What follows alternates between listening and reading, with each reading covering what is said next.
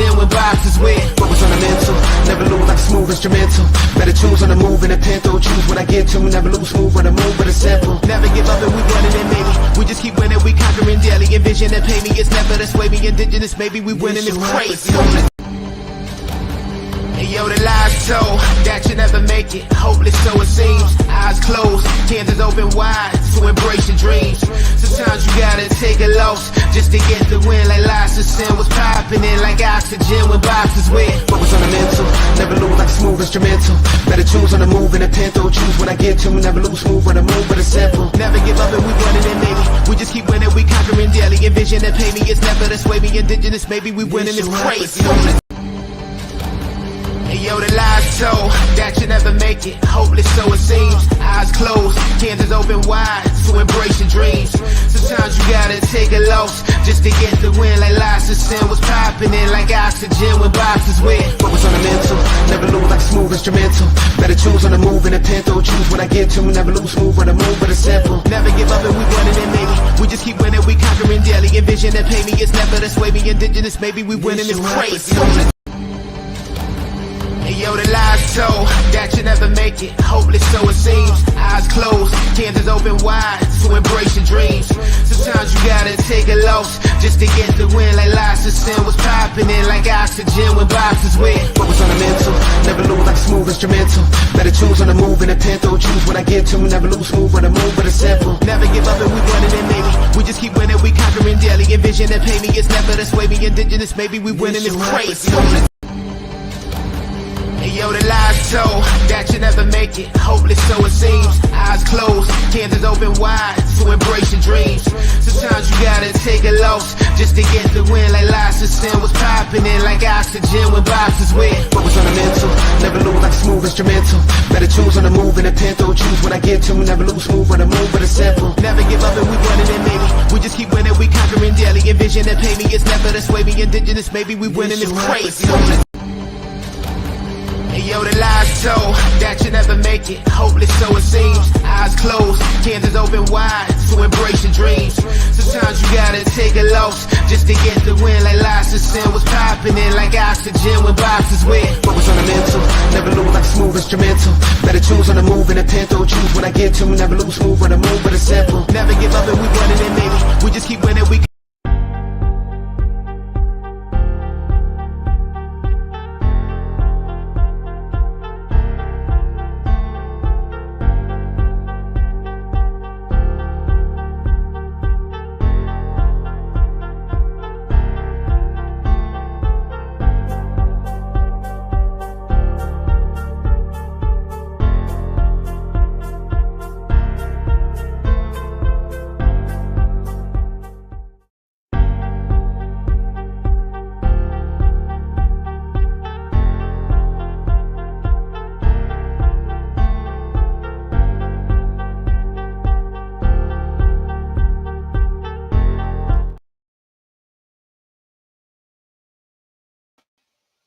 Hey everyone.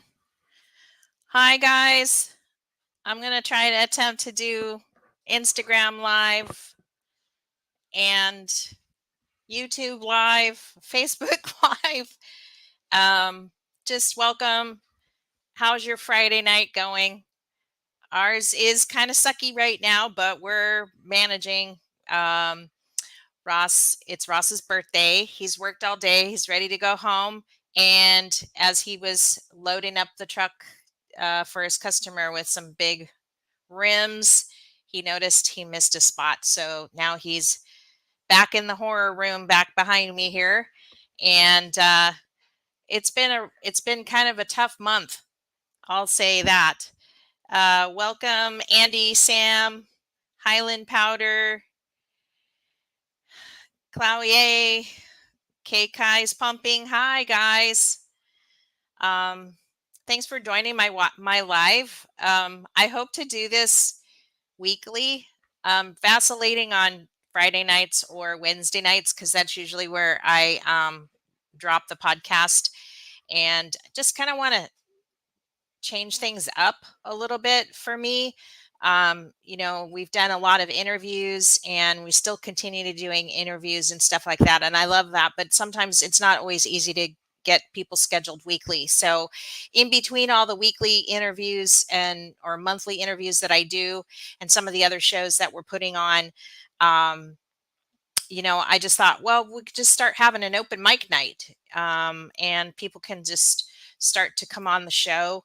And if you have something to say, my usual regular guys, that powder coating guys that come on, you know, maybe you should be the star of the show. Why is it always me out here? But I love it, and I'm so glad that you're joining me. Um, so welcome to the show. I do have an announcement. It's Ross's birthday. Happy birthday, Ross, who's back there. I think we're going to kind of celebrate tomorrow because today did not work out right. Um, and I did get an email this morning from Tiger Drylac. And I have kind of an interesting thing because they wanted to know if I'd seen it, which I hadn't, which I'll share right now. Um, Basically, they're doing an innovation day. So if you guys are nearby Tiger in St. Charles, Illinois, they're doing, I don't know if I can blow this up. Let me see if I can just blow this up. Basically, it's an open day to come and tour their facilities at St. Charles and explore their research and design center, experience their digital thing, which is I think on coil coatings, and then learn about innovation, all kinds of stuff. So I highly recommend going and seeing a powder coating uh, powder supply company, where they make powder, because you learn so much about powders. And what I found recently when I didn't go to Tiger, I went to another facility while I was on the mainland, and I couldn't believe like how passionate the chemists were.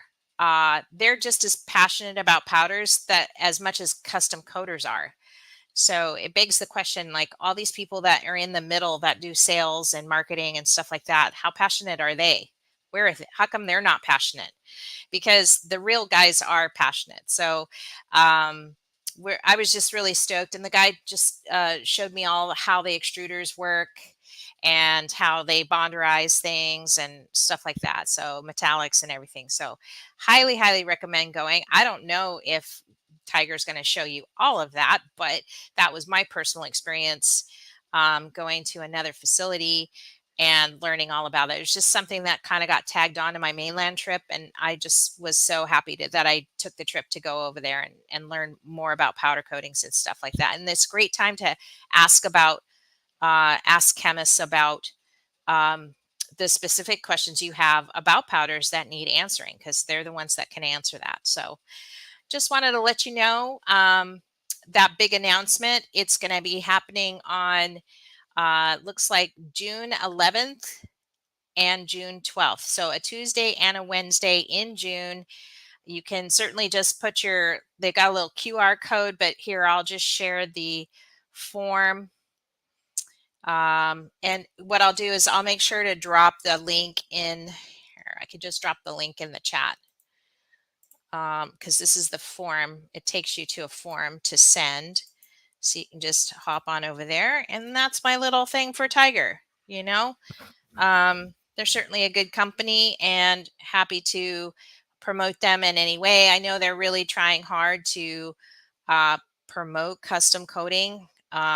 Maybe not necessarily in the way that we are in the way that we want to be represented, but it's an opportunity, I guess, is what I'm trying to say. And at least they're making an effort to, and in that sense, I think that they're listening to us. So anyways, there's that. Welcome, BC Highland Powder. Thanks so much for joining us. If you guys have any questions, drop it in the chat. I'll be happy to answer anything that you have. If anybody wants to come on to the show, I can drop the link into the show. Let's see. I don't know if I have that link. I think I put it in the Facebook. Hold on. Let me see. Did I put it in the Facebook?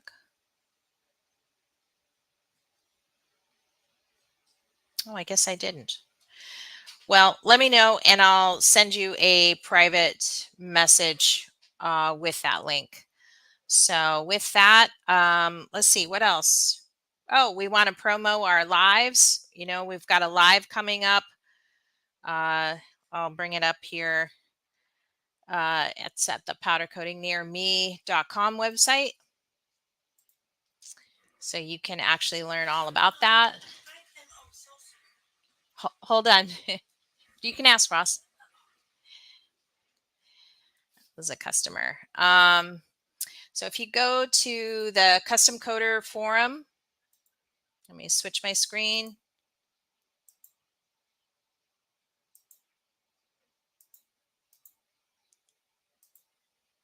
We've got a page up on powdercoatingnearme.com. And basically, you can sign up for Gun Dynamics, where we're going to be talking about some some of the stuff and how these guys use their guns. You know, of course, everybody is individual, but you can sign up right here, and you just click that register button. This is going to be free. So we're happy that we were able to raise some funds for Victor, and Victor is joining us on this one.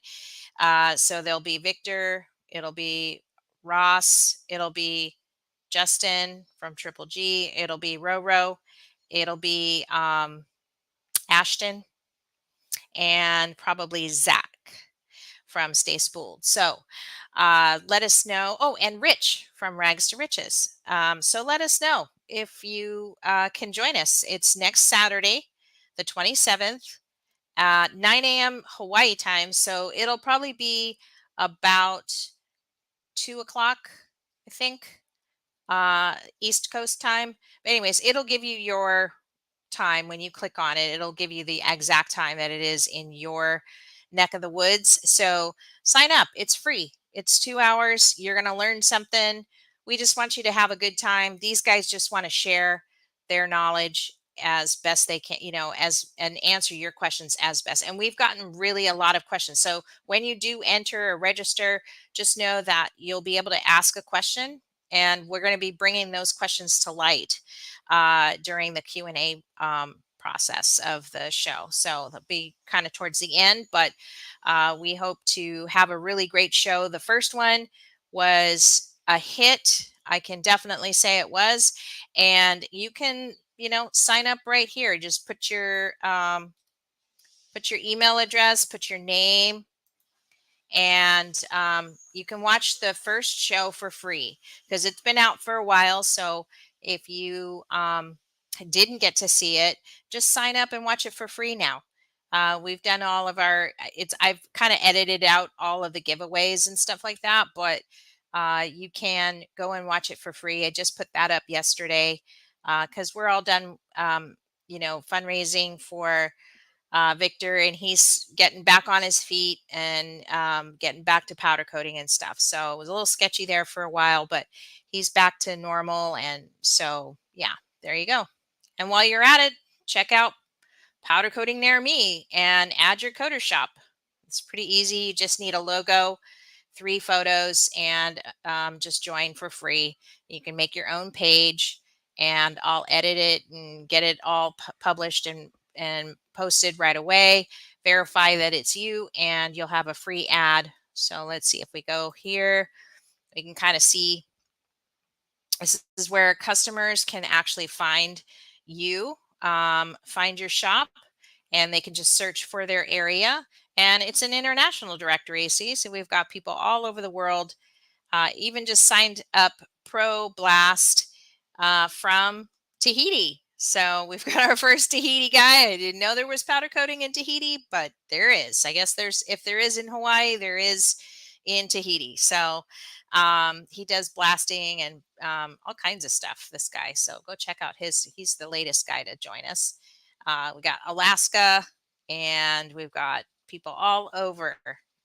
And Triple G, Justin just texted me the other day and said that he actually got a lead on this website, and it's a reoccurring job and everything. So I can't wait to ask him and interview him about this lead that he got. So this site is really tracking pretty well, because it's geared to make sure that customers find you. And that's the reason why you want to have a page on this website, so that you can either use it as your own website, as a way to, as a landing page, or just as a way to improve your SEO and get people on the directory to find you, and stuff. So we're getting searched thousands of times a month, and that's pretty good. And we haven't even started really monitoring or putting this website out. It's just kind of doing its own organic thing. So we're really stoked about how well it's performing. But anyways,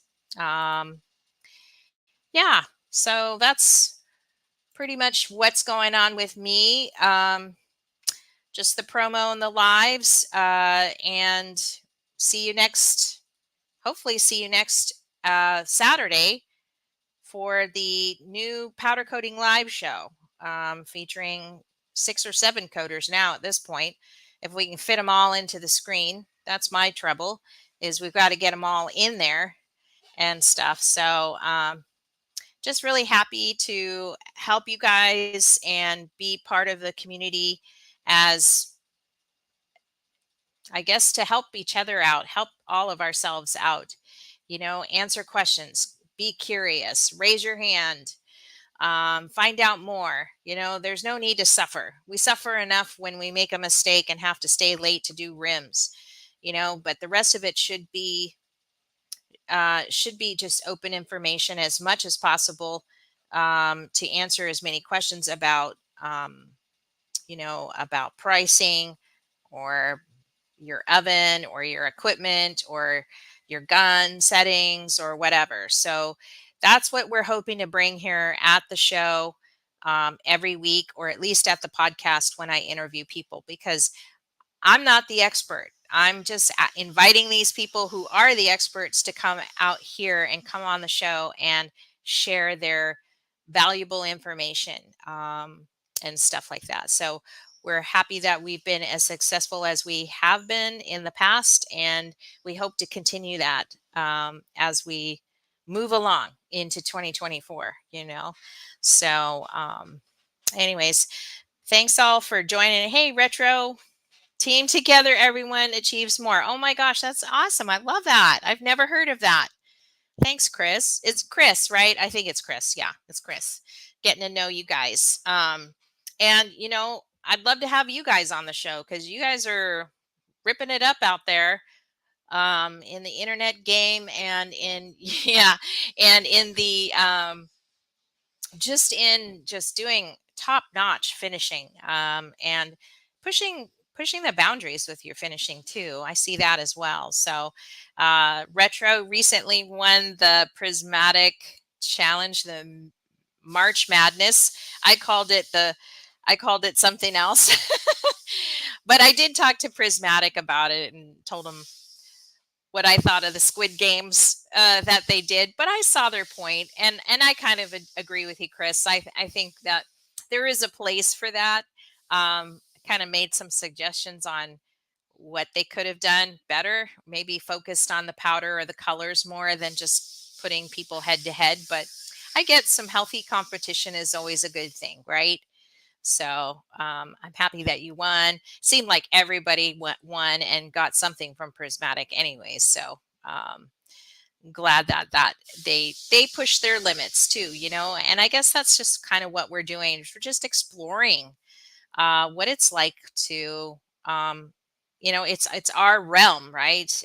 We're not like um, architectural powder coaters that have to be challenged every day by warranties and chain of command and agencies of powders and where they go. And yes, those are bigger stakes, but they're also a lot more stress, and you have to kind of scale up, as we discussed recently with Sandy at Andrews Powder Coating, because she basically explained that they're in it for like $1 million already, and they're just getting started. So it's a lot to do. It's a lot more stress when you're trying to grow. So you have to kind of be at a certain level to get certifications too, so I think it's nice to know that there are certifications out there for powder coaters, but that doesn't necessarily mean it's right for you, or that you can't be a good powder coater unless you have one. So there's no need for that. But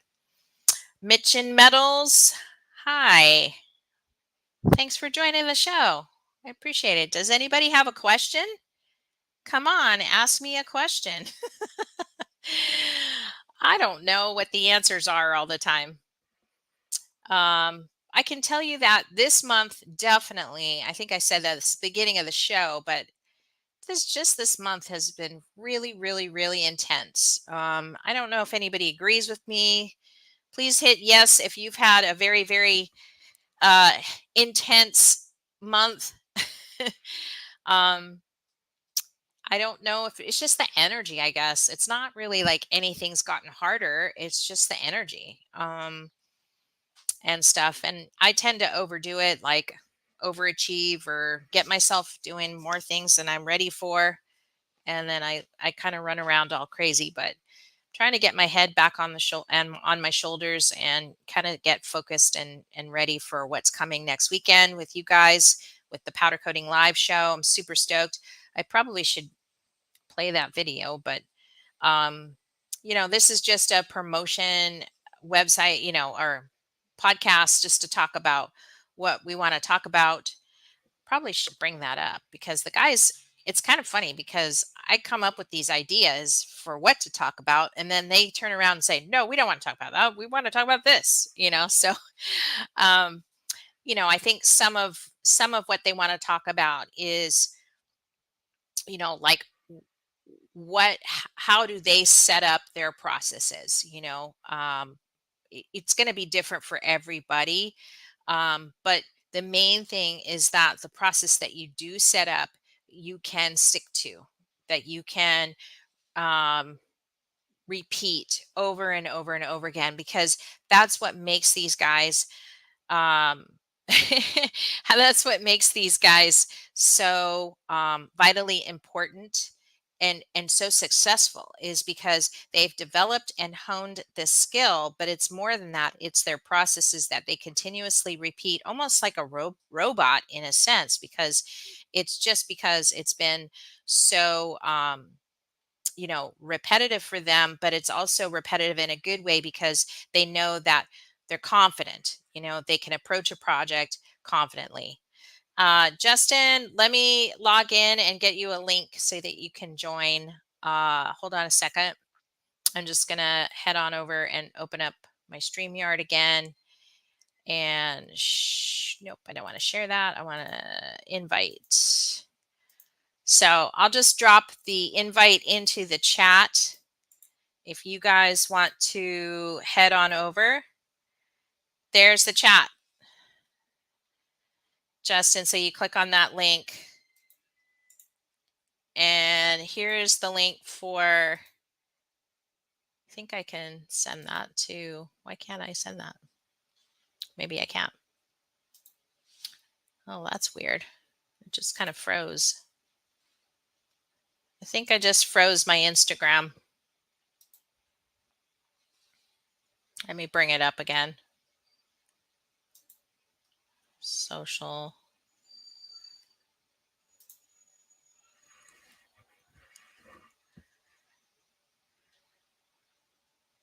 Yeah, I think I dumped the live feed. Oh, there it is. I'm still here. Okay. Yeah, I don't know. I couldn't put the link in the chat. I think if I do post, there we go.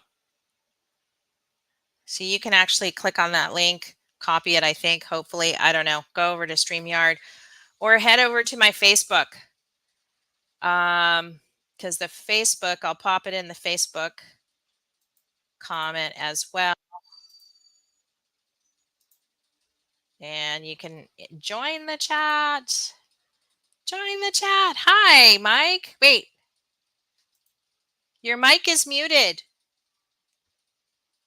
Can you unmute it? If you have like a there you are. Yeah, I can hear you, Mike. Can you Hi, hear me? Hi. Mike from where? Ohio. Ohio. And are you a powder coater? Playing. Well, playing. Playing is fun. Playing is a good thing. Hey, Justin. What's up, guys? So how long I was talking to Mike, how long have you been messing around with powder coating, Mike? A couple years. Couple years. And do you work from home or I have do an you work at automotive repair shop Oh, you that do? we kind of been playing around with it. Nice. Okay. And what's your current challenge? Uh, All in I'm just doing small stuff, just trying to see, how it goes. Yeah, I hear you. It's good to start small because the small failures are easy to maintain. It's the big ones that get really messy. Yeah, the big architectural stuff that gets expensive when you mess that one up. Yeah, it does. We had a local powder coater, not us, but somebody else who forgot to remove the permanent marker off of some structural steel that went into the roof or the visual roof of the house or the beams, I guess, and it was painted powder coated white, so you could Oh, so totally it see goes the through and you writing. see it. Yeah, and it was already installed, so I don't know what they were going to do to. So don't make those kind of mistakes, right? But I'm happy you guys joined me today. I thought I was going to be all alone, Yeah, I've but been you trying to never put know. babies to bed and helping Yeah, I mom, know, but I told her I right? was going to jump in here and get on this for a minute.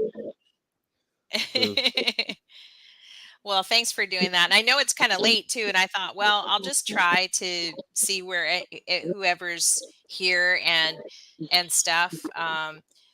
Uh, Justin is our regular, I guess our new regular, right? We're yeah. kind of starting something new with the powder coating live, but he's kind of our new regular guy, and I think that what you have to contribute, Justin, is a lot. You have a lot to say, and you're just so very real about it. I think that's what I appreciate you so much when you come on the show. There's no pulling punches, there's no pointing fingers, right? It's No, just it's just like, hey, look, this is the way it this is. is how it is. This is how it goes. This Yeah, is how I live my life. It's just, it right. is what it is. You either like I it or you don't, but that's, sorry, I'm not gonna, I don't have a filter, so it just comes out. Right. Ross and I started this kind of towards the end. Our kids were kind of raised already. I think our kids were in high school when we started really getting serious about powder coating. And I don't know how you guys do it with little kids. That just seems insane. But I know it's a family business. I know it is for you, but uh, I don't know how you guys do the day to day with the kids and stuff. It just seems like it's a lot to handle with little kids It and is powder coating. very much so a lot. Um, Sorry, I was playing with my background a minute, trying to see if I could hide my bed because You look comfortable. What are you talking about? I like I it. am comfortable. But Mike looks like he's in his easy chair. I was gonna get on. I was sitting on the couch with my boy, and I was gonna get on there, and then he kept kind of looking over me and making a noise because I was already watching the live, trying to get on it, and like I was being too loud. So I moved in here to the bed. I was gonna hide that, but yeah, with the little kids, it's hard though. Like now, I got a 9, 7, and 2-year-old. And the 9 and 7-year-old, they come up here and they ride their bikes and stuff around the parking lot and play Yes, ball and stuff. So it's not so they bad. keep themselves busy. Yeah. Yeah. Yeah, but the little one, she just tries to get into everything when she comes up there. And but luckily, Courtney's always there with them, and she keeps them in Yeah. line. Right. I don't know how Ashton does it because he has his up there all the time. Yeah. And I mean, he's doing his best just to keep his little family together and stuff. So yeah, I don't, I know he's an active person and he's got a lot of extracurricular, he tries to have some healthy balance by having some extracurricular fun with his bike and stuff. But yeah. Now where are you now again, Mike? You told me and I forgot already. Ohio. Ohio. Okay. Yeah. And so you do a day, you just work on bikes or you work on Motor cars? What do you do? or mainly cars and a commercial vehicle. Or commercial stuff. And so how big is your oven? Well, currently I'm actually using an oven. I've been collecting and working on building a 4x4x4.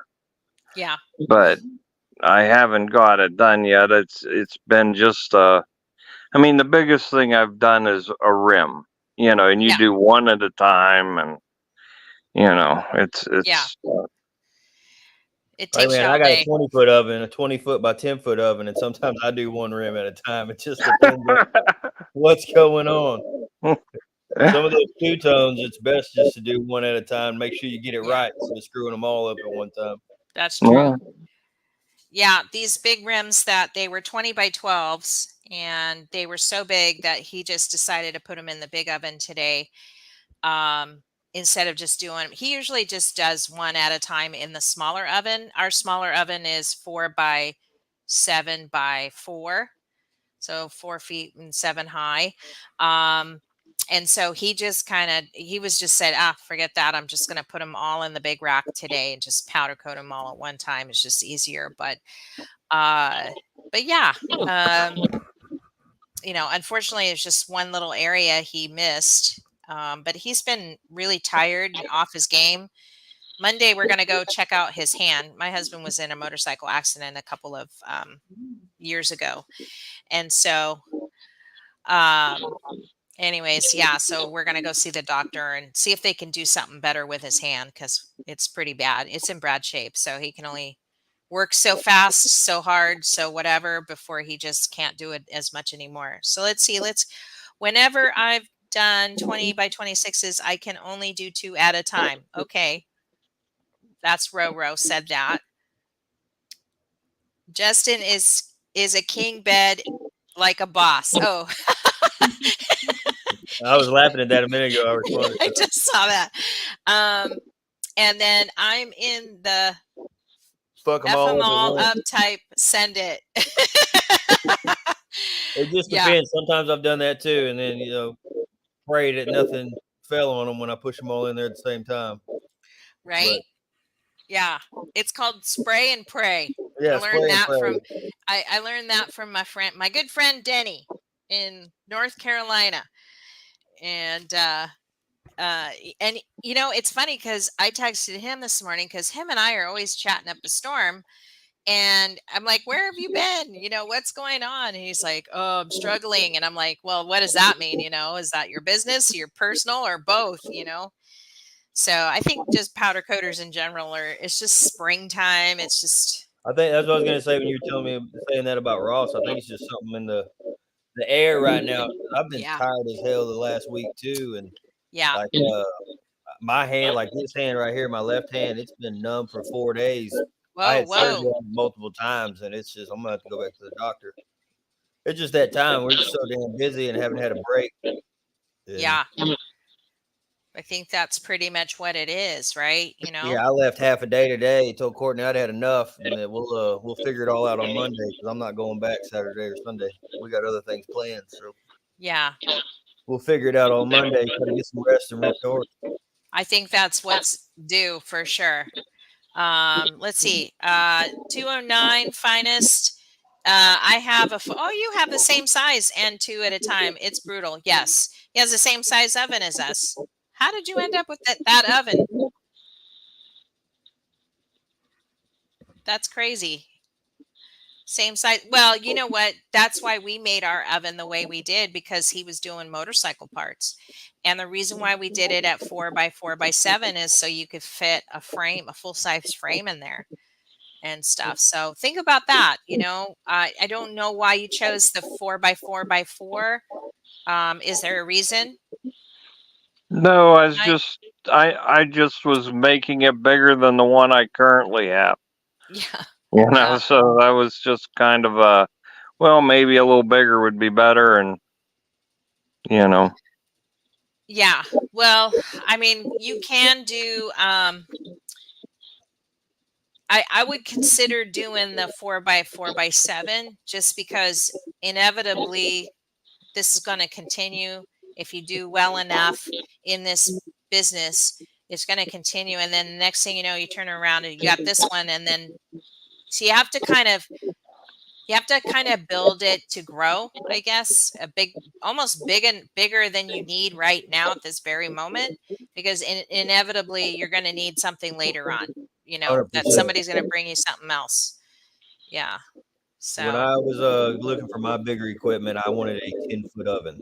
That was my head. I thought that was the biggest I would ever get. I would never need nothing more than that. And it did to me is, why limit yourself? yeah. And obviously, they were trying to sell me on a bigger oven, but it worked. I Yeah. bought the 20-foot oven, and still today, every week, we turn something down that we can't fit in that oven. I know, it's crazy. There's always somebody that has a 30-foot thing, or whatever. I don't know, just the angle, the width, or whatever. But yeah, it's so true. And you don't want to ever kind of chase your tail, especially when you're putting out the money or the time to build it, or the money to put it out there. You know, I find it interesting why people build the size ovens that they do, and what they're thinking. What are some of the things they're thinking of? I mean, obviously, yeah, you're thinking about your part, or your rim size, or your wheel size, but you have to think beyond just what you want to do, and think what could be potentially brought in by a customer, because they're always going to bring something in Well, back that when you're I not started, I was anticipating. doing just automotive stuff, just lift Yeah. kits and wheels, and I never thought I'd need anything bigger than a 10-foot. Now I thought, well, maybe I'll do a frame now and then, because we were doing all these truck stuff, and so I said 20-foot would be fine. Now I do strictly industrial and architectural stuff, so 20-foot ain't big enough. Yeah. I had a 30-foot awning brought in earlier this week. Well, hey, it's not going to work. It's not going to fit in. So they took the saws off, cut it right in half. Yeah. And they I said, mean, they can sleeve figure it. out afterwards. Yep. That's why I like. In the parking lot after I was turning them away. It's one of my normal customers. They bring me stuff every week. He said, "Oh, I'm not taking it anywhere else." Took the saws all right down the street. Wow. That's amazing, Justin. That's I was pretty wonderful. impressed. Yeah. That they put that much faith and trust in you. Yeah. So Mike, have you had any like ups and downs and stuff? Failures? a lot of those. I mean, or questionable, But I mean, so far I don't think I've done too badly. But a lot of the stuff I'm doing is just little parts and stuff going into tow trucks. Just trying it. Like I said, I bought this stuff, and it's just been kind of playing with it to see what I can do with it. Yeah. Yeah. What kind of gun do you have? Man, I can't even tell you the name. It was an imported gun. Yeah. I know it's not a great one. It was, I think it was like $1,200. I bought it off of Amazon. It's just it's kind of just a starting play thing, I think. Yeah. Well, that sounds like entry level. Yeah, entry level. Yeah, it's not great. It's just something to play with and try. Yeah. And where do you hope to take this powder coating skill that you have? I mean, is it just going to be kind of part of more services that you're offering? I don't know. Hmm.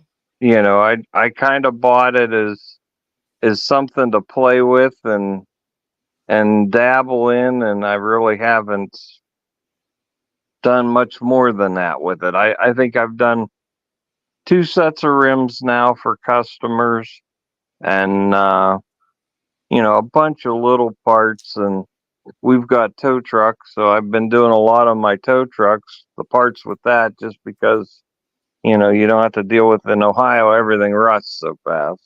Mhm. So How it's did the just, wheels turn out? The 2 wheels that you've done, the 2 sets of wheels.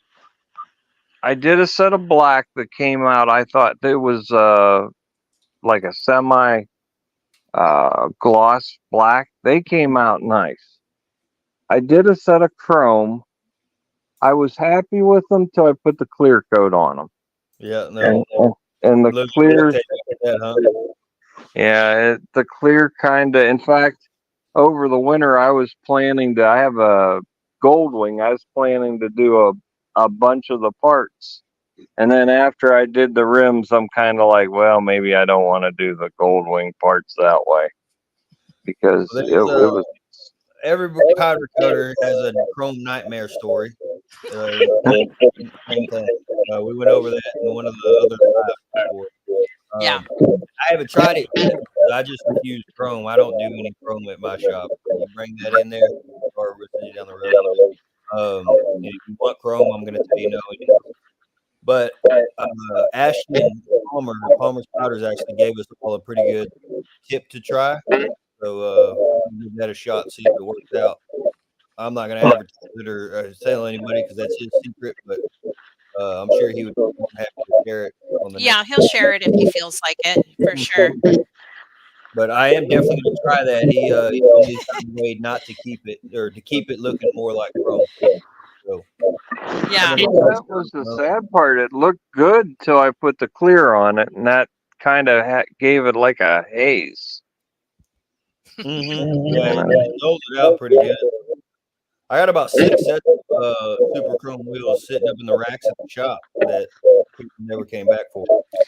You know, No. we're getting a little bit of a feedback, and I'm not sure whose phone, if it's your phone or what. Mine's on silent. Are you on speaker? I Everybody's am. on. Yeah. Yeah. Okay. Does that feedback? No, your feedback. I think it's Justin. I'm not sure what Justin's done. Did you change a setting? No. How weird. My phone's off.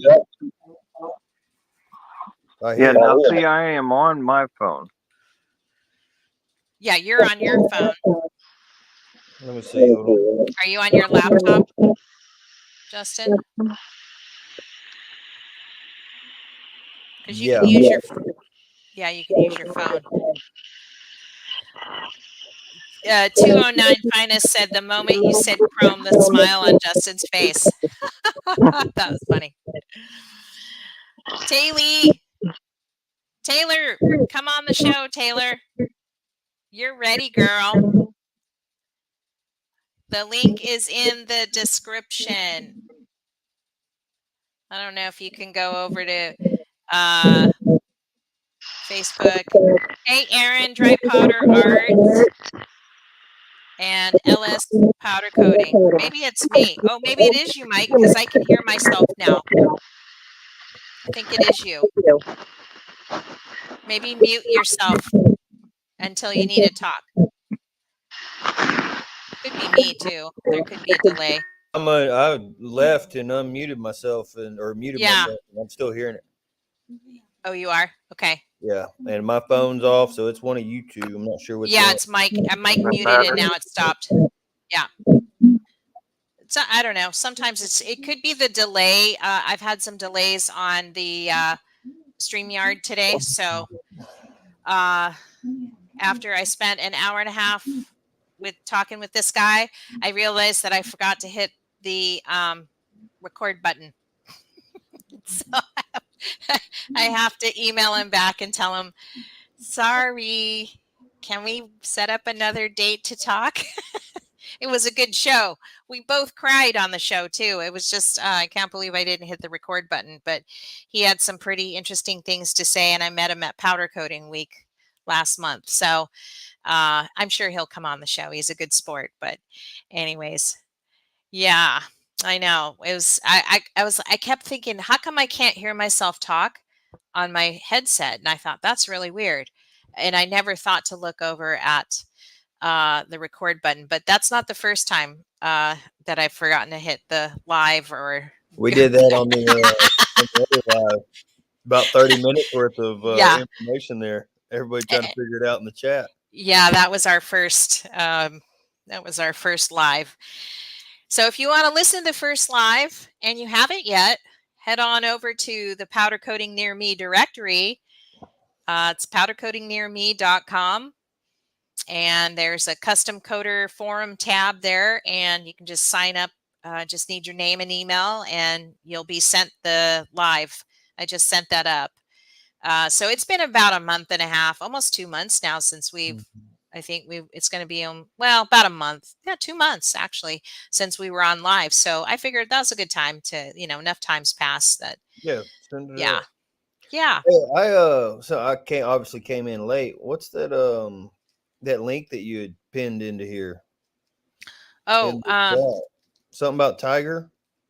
Yes. Here, I'll show it. It's basic, or I can just show. Yeah, it's basically Tiger is they're opening up their doors to their lab and stuff, or I guess their facilities. I don't want to say the exact lab, or I don't know, but basically they're talking about having kind of an open meet and greet for anybody that wants to join. I got an email this morning from my rep saying, "Hey, did you get this?" And I'm like, "No." So it's basically they're going to go here. I'll share my screen again because a lot of people probably missed this, but I don't check my emails. I leave that up to the boss lady. Right. I'm just running the labor around here, but I wonder if she got anything like that. So basically, it's prepared to be amazed as we invite you behind the scenes at Tiger Drylac USA. Come experience a showcase of the latest innovations in powder coating finishes, colors, and new technologies from Tiger Drylac. You're going to be getting a tour of the production facility, which that is huge, guys. You have no idea. Explore our R&D center, experience digitalization, which I think is their digital product, but that's foil coating. That at some show they were at last week. I saw that. Learn about innovation, dive into sustainability and green initiatives. I found that very fascinating. It's at their St. Charles, Illinois address, which is their main Illinois headquarters. And it's going to be happening on Tuesday, June 11th at 9:30 to 3:30. So it's kind of all day. And Wednesday, June 12th, 9:30 to 3:30. So I think it's probably, one or the other day it's not I don't think it's a 2-day event, but I think they're just offering it 2 days in a row. So I thought that was pretty cool.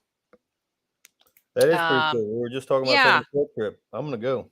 Yeah, I would really, really like to go myself. I got to go to a facility not long ago, kind of on the tail end of my mainland trip, and I couldn't believe my eyes, to see an extruder right there and how they make it, and a bonderizing machine, and all the chemists with their lab coats walking around and stuff. And I can tell you this, the chemists that are behind making these powders are about as enthusiastic and passionate about what they do as custom coaters are. And it made me realize, what are all these people not to say that salespeople and marketing people are not as passionate, but really we should be connecting the chemists people, the people that make the performance powders for us, and the custom coaters that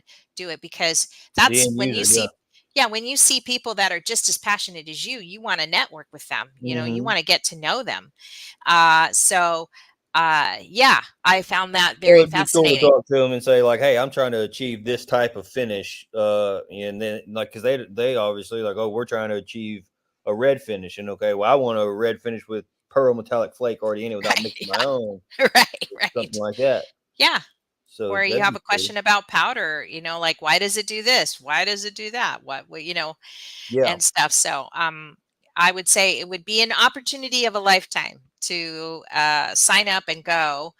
Uh, and I'm trying to I checked my schedule just to see what kind of things I could, how I could finagle my way over there, uh, just to see um, what we're after. We're Mhm. just going to another facility and stuff. I didn't go to Tiger's facility. I went to another facility. It just happened to be on the way home, and I was just blown away. Like, so let's see. um Looks pretty dope. I got the email as well. Okay, cool. Well, let us know if you're going to go. Maybe we can all get a custom coder group going and we all show up and have a good time after or do something. I know those Tiger guys like to have a good time at the bar. That's usually, I would assume. I don't know. Usually that's who I hang That's out at hearsay. Powder Coating Week because they're usually having a good time at the bar. And they're Austrian, right? So they all like to drink. Mhm. They're not afraid to have a good time at a bar. Most of them. I don't know. Not everybody there is Austrian, but they do bring a lot of the Austrian guys there. So Tiger Drylac, just so you know, Mike is from Austria. So they're all these global suppliers are pretty much in Europe, European based, except for I think PPG and stuff. Oh, Aaron's going to join us. Yay, Aaron. Hi, Aaron. You on? Wait, I can't hear you. Did you unmute yourself?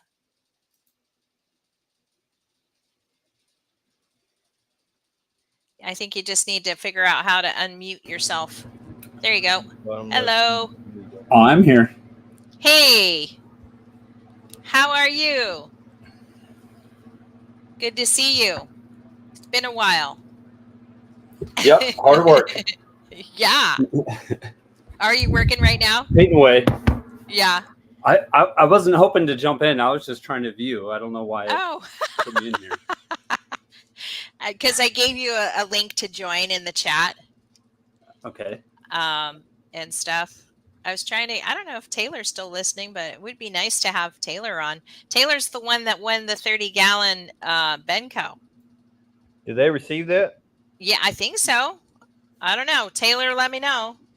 Haven't heard from her. Hey, Resto wants to join. He's looking at how to join too. Well, he just clicks the link. How do I join the podcast? I'm trying to find the link. Let's see if I can copy. Here's the link. See if I can. I'll copy it. And then I'll message you on Instagram, Chris. Let's see if I can. Crazily. Let's see. Messenger.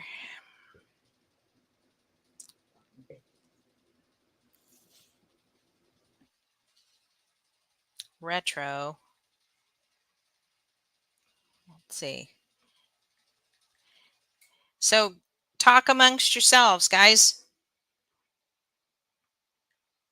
This is your platform. Sorry, my wife joined me on the other side, and she come in here saying some crazy stuff, so I had to mute it for a minute. Hi, wifey. Don't put me on the camera. I'm not gonna put you on the camera. It's fine. You're good.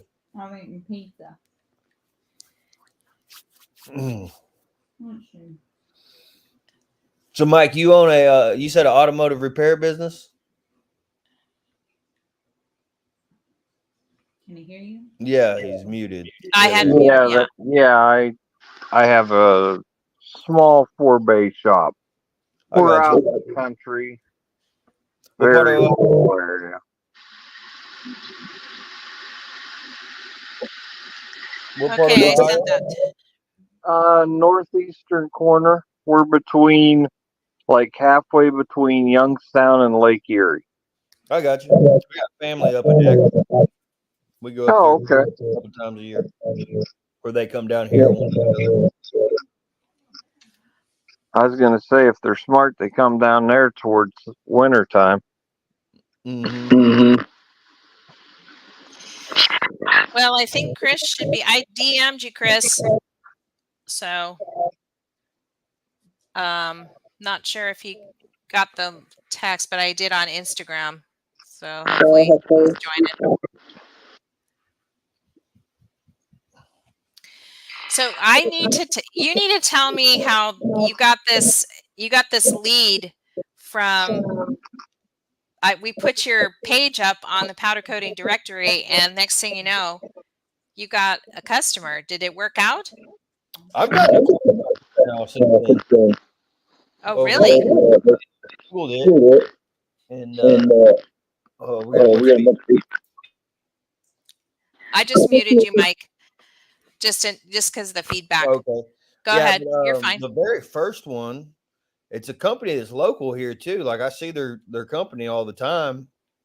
I never thought about sending them or going and talking to them or anything about powder coating. But they were building. They sell Graco paint sprayers, Mm-hmm. and had a customer come to them that needed a specialized cart built for whatever application they're doing. They're going inside of tanks, Yeah. and like chemical tanks, and painting the insides before they put them in commission.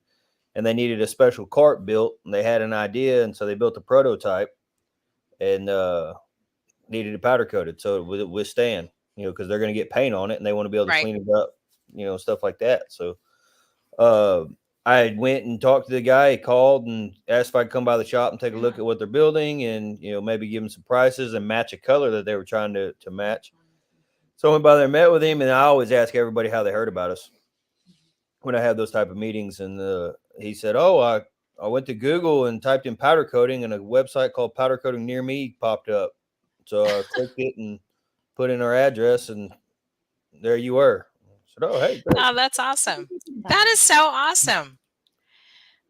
Okay, here we go. We got to add Chris. There he is. Hello. What's going on, guys? What's happening? What's happening? Nice to have you on the show. Yeah, nice to be here. Sorry, I had an allergic reaction to something today, and my eyes are a little all swollen and stuff. Oh, but yeah, no. we're here. Well, that's why we were talking. It's been a tough month for powder coaters. Oh, it's been rough. It's been rough. But Allergy's been kicking my ass too. Yeah. I don't know if the powder does something to mess you up. I ain't never had allergies. I don't know, but like you were saying, they're killing me. I don't know if it's something in the air right now or something. But boy, it's been rough. You're in Florida, right? Is that where you are? South Florida. Yeah, South Florida. Yep. Wow. Good old hot South Florida. Nice and humid. Oh, yeah, humid is an understatement. We're coming up into that part of the year. Last summer, inside the shop, we've seen like 118, 120 degrees. Yeah, during the summer, my shop stays about 120, 125. Yeah. And down in Texas. Oh, yeah, you ain't much different than us. Nope. 86% humidity all day today. Yeah, about the same here. I think we're at 90 year round. It just stays 90. Doesn't ever. 90 during the summer, 90 during the winter. Yeah, pretty much.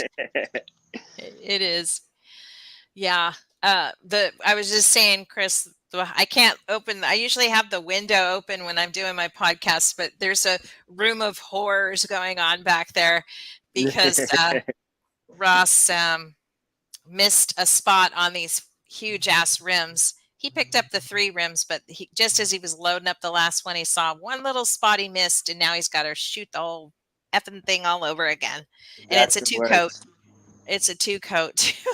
That's the worst. And people Oh, don't and it's understand it. different, huh? People don't understand it.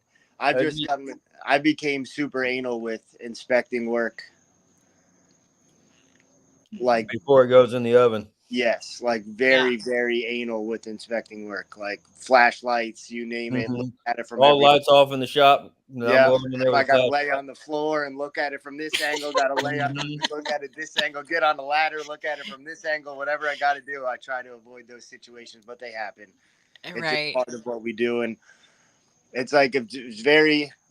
To me, that's the frustrating side of custom powder coating is that like people don't understand. Like when we do mess up, I tell people all the time, we have one shot, one kill. And when we do mess up, it's a complete redo. And like some people understand it and some people don't. And I'm very big, if you pay attention to like my Instagram and stuff, I'm very big with like making things known to clients and to customers and to other coders and people trying to get into powder coating. Yeah. We make this stuff look easy. It is the Yeah. farthest thing from easy, and it will drive you up the walls. But the reward of seeing it when it comes out of the oven and it's complete and it's done, there's nothing like it. So powder coating is one of those love-hate relationships, but Yeah. you gotta love it. Yeah, and you can have a hard time with a project, and then the minute the customer comes and they have this big fat smile on their face and they're just their eyes are big, That you makes it all worth. forget all of that. It just Yeah. melts away. Yeah. You hit that one right on the head. It just all Yeah. goes away. And just seeing, like, sometimes there's things like, I don't know, it might be me being me and being over anal on things. And like, I mean, I know it is hard to get powder perfect. Like, it is very, like, I don't, like, Any they're legitimate coder is harder on themselves than any customer ever would be. I see 100%. that daily. 100%. Like, I'll drive myself up about the smallest little speck of something.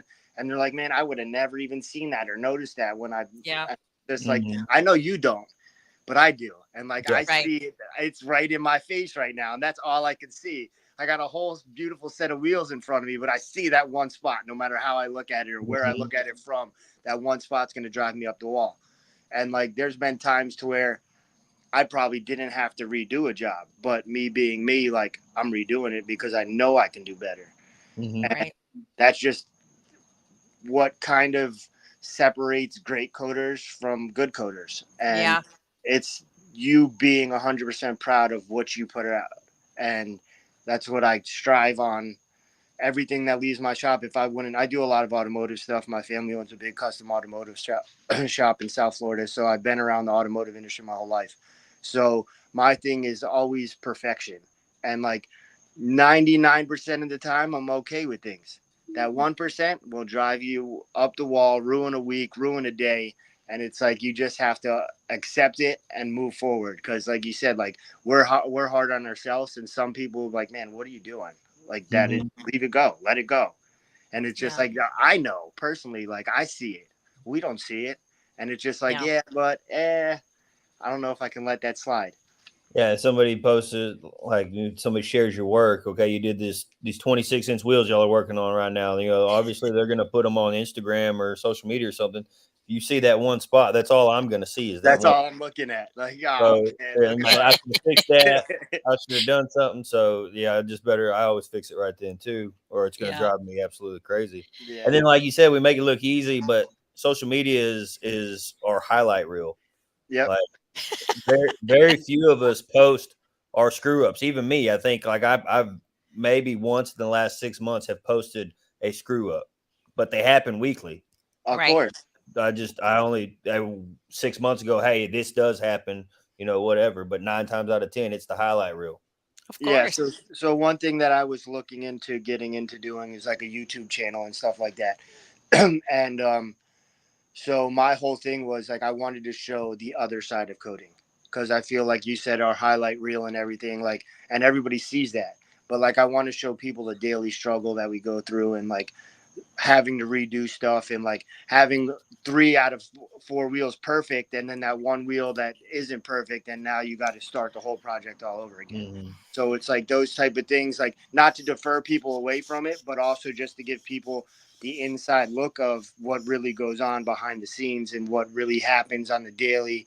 Or, Yeah. I mean, another thing that, I mean, I've had it happen multiple times, especially doing smaller parts, pulling parts out of the oven, and like one of the hooks rattles off the main hook and then it hits the floor. And it's like, that's the most devastating feeling in the world. Being a coder is like, oh my Lord, I got to redo this one part that's probably the size of $1 bill. But it happens. And like, people don't understand that and people don't see it. And I feel like it's just something that people would like to see because, like you said, they don't get to see it. Well, I think that that's part of what we're trying to push towards, in the sense of why we're doing the lives, right? For number one, to get out information, to share and build a networking community going, right?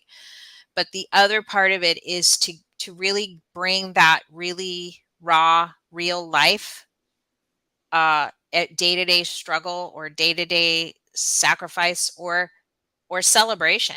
Yeah. It's almost like we need a documentary or something. I don't know. Like, we need something to kind of help push the custom coder community and bring a greater awareness of what people are getting into. And then there's, like Mike is just dabbling, right? He's just kind of feeling it out, see if he likes it, or if he doesn't like it, whatever. He doesn't want to, and there's other people that are, full on, like full-time, own a shop, run a shop, whatever. So there's a lot of different people and a lot of different lifestyles that that we all kind of fit into some category of some sort. I don't know what, Yeah, there's a like huge you just range specialize to in it. auto, right? But then Justin can do any, he does more other stuff. He does structural, he can do, Bunch of so structural and industrial. yeah. Yeah. And you But I like that started in more than, automotive. Like I you was like like, that kid, more than the I custom started with stuff? doing my own stuff, and then went there. Well, I'm sure he does. I might be speaking for Justin, but I mean, we certainly do because we make more money. What'd you say? know. I didn't hear the question. I said you like doing that stuff more than the custom stuff? Um, Mm-hmm. from a business standpoint, yes. From a creative standpoint, no. I But got you. from running a business and the dollar sign and everything, yeah, it just doesn't make sense. I can do these 4 sets. I can do 4 sets of wheels in the same amount of time that I can do 500 linear feet of handrails. One of them pays $20,000. One of them pays $1,000. So $1,000. Yeah. it's just from a business standpoint, it's so much better Yeah. that way. But from the creative in me, I enjoy doing two-tone wheels. I enjoy Yeah. shutting my door, locking it, turning the music up, cracking a couple cold beers, and knocking out some two-tone wheels. Like that's the whole reason I started doing this. Right. But like I said, you're at the end of the day, I'm running a business. I got kids to feed, and I got a business to scale. Yeah. So I pick and choose what automotive stuff I'll do now. But at So, this like, game, we've kind of built a name for ourselves. So we get automotive requests all the time. Yeah. Yeah. So, like, down by I'd us, have like, to. not to cut you short, down by No. us, like the industrial side of coding down here is like a dogfight. So that's the main reason why I completely just don't do any of it, because you have shops that are willing to do stuff for nothing. Mm-hmm. And it's like, to me, like, that doesn't make sense to me to, like you said, to do 500 feet of fencing or rails to when this place down the street said they'll do it for $1 a foot. Yeah.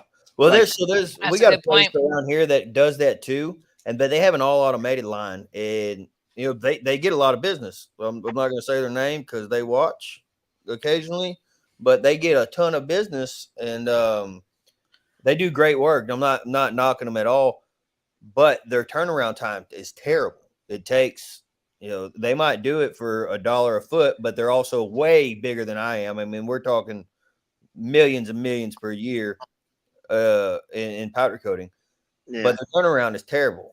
So, and sometimes the quality sucks, but it just, Right. on an automation line, you can't do nothing about it. It goes on the rack, comes off the rack, goes out the door. That's just how it is.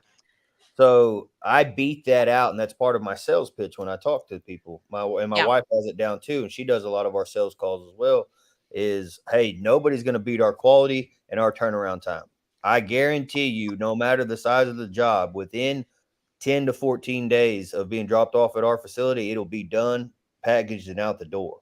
Yeah. No matter the size. And Kim sees, and like anybody that follows me on Instagram and Facebook sees, we do quite a bit of large scale items all the time. So Yeah, so what he's done is he's looked at his competition, and you obviously understand your competition down there. If you were to get into that, you understand what those, but there are other angles that you can attack, I guess, or differentiate yourself from when you are looking at that, Yeah, and 100%. Like I get that perspective of it also. I just like, to me, when I just got turned off from it, I got turned off from it. yeah. So it's just like one of those things to where I was like, I'm just going to leave it alone. Let those bigger companies go at each other. Let them deal And you're with that super type of stuff. creative too. Look at what And you do every that's day. another thing. That's to where Yeah. like the creative side of me wouldn't let me spray black handrails all day. Right. Yeah. Or white rails all day. Like that would just drive me up the walls and probably defer me away from powder coating. I'm not even going to even sugarcoat it or anything. Like to me, it's like I'm always trying to do something different or try to bring a different aspect to the automotive world or try to push different colors to people. Like I probably have, I don't know, 700-800 color samples in my shop. And like I'm the shop that you come to and thinking you want something green, and then you come in and you're leaving with like a crazy big flake pink because you didn't know it was possible, Right. or you've never seen that color in person, or something like that. So that's where I kind of found my niche in the whole thing down here, is being that outside the box coating shop that isn't for your basic normal needs. Like, and I do a lot. I mean, gloss black, I do a lot of gloss black wheels. Other than that, mostly everything I do is a crazy color. Yeah. And that's where I kind of found my little niche in the That's industry awesome. down here. And that's where I kind of just ran with it. And it sounds like you said your family has a huge automotive business. So like you already have tapped in clientele there that just makes it easier. I want to give Highland some, there's a couple of other people that are commenting here on Instagram, and let's see. Let me see if I can. So Highland Powder says, wife checks on me all the time. He's just saying, inspecting his work. I want to put stuff in the strip tank, and she's telling me it's great. Yeah. So, pay attention to your wife, because, I think what she's trying to say there is, and I've said this to Ross several times, is, you have to strike a balance, right? Can the customer live with that one little mark or that one little thing? Because they're probably not even going to see it. And also you have to look at it from a pricing perspective too. Like, how much are you charging this guy? And is it really worth the time to redo it just for that one little spot? So you kind of have to strike a balance, because inevitably, I think most of the time here at Maui Powder Works, customers not even going to see it, and they're just over the moon about it, and you have to make it profitable, right? So if you're into a job that's too far and you're losing money, then it's not worth it at that point. You just have to give it to what it is. Now, if you're missing a spot on a rim, well, that's different, right? So that means a ton for guys starting out like me that see guys at such a high level share that they are making mistakes. It just helps me stay calm knowing it happens. Of course, thanks for sharing that. That's a really invaluable insight, because we are out there, people, you guys have a lot of followers on Instagram and Facebook. People are following us. We are putting ourselves out there. And I think there is this kind of like,